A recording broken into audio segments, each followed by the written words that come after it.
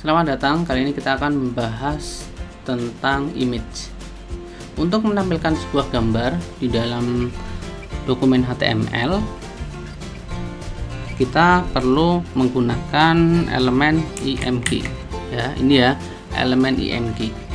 Nah, elemen img ini merupakan elemen yang dia merupakan tag yang kosong. Artinya apa tag kosong? Dia tidak punya isi dan dia tidak punya tag penutup. Dia hanya terdiri atas beberapa atribut. Nah, contoh atribut yang membantu elemen ini menampilkan sebuah gambar adalah atribut source atau src di sini ya. Yang nanti di sini adalah kita letakkan di mana letak gambarnya. Nah, kita tuliskan di sini alamatnya.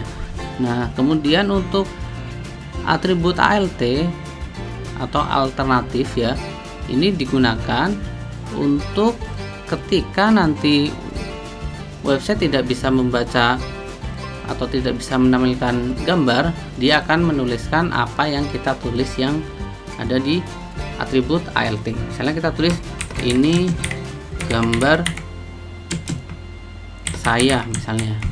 Nah, kemudian kita cari gambarnya yang akan kita masukkan ke sini, mana ya, ke websitenya yang akan kita, misalnya kita menampilkan nah ini ya, alur seleksi ini. Kita buka belajar HTML. Nah, kita taruh saja di sini. Kita buat di folder aja ya.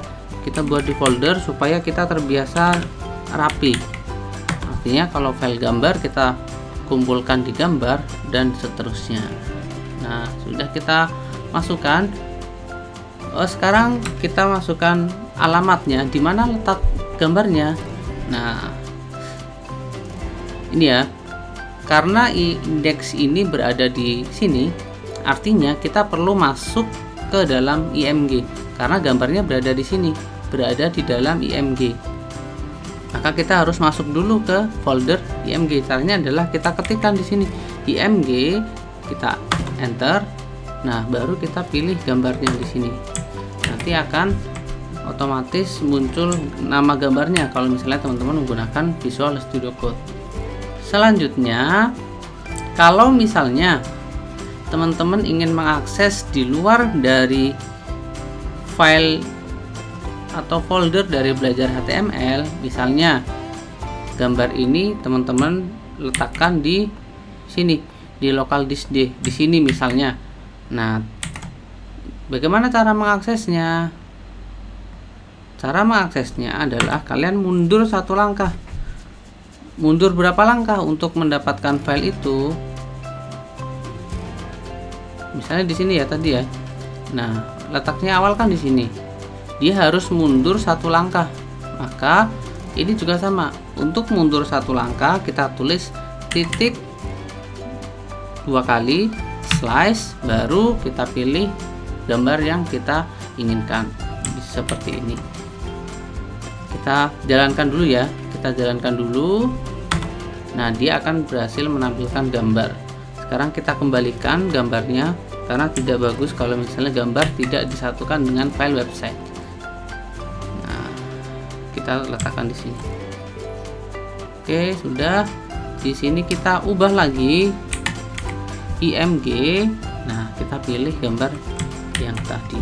Kita jalankan lagi, apakah dia masih normal? Ternyata masih normal. Jadi ini untuk menampilkan gambar. Nah, kemudian alternatifnya fungsinya buat apa? Misalnya ini saya hapus ya. Ini saya hapus. Harusnya dia nggak bisa menampilkan. Harusnya.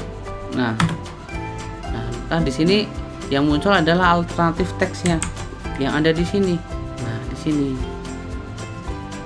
Terus misalnya gini, kita kembalikan ya. Kita kembalikan supaya bisa tampil. Kita kembalikan. Nah, Pak, kok ini terlalu besar? Gimana cara saya untuk memperkecil? Nah, kita dengan cara yang simple dulu. Width-nya kita tentukan. Misalnya kita mau 300.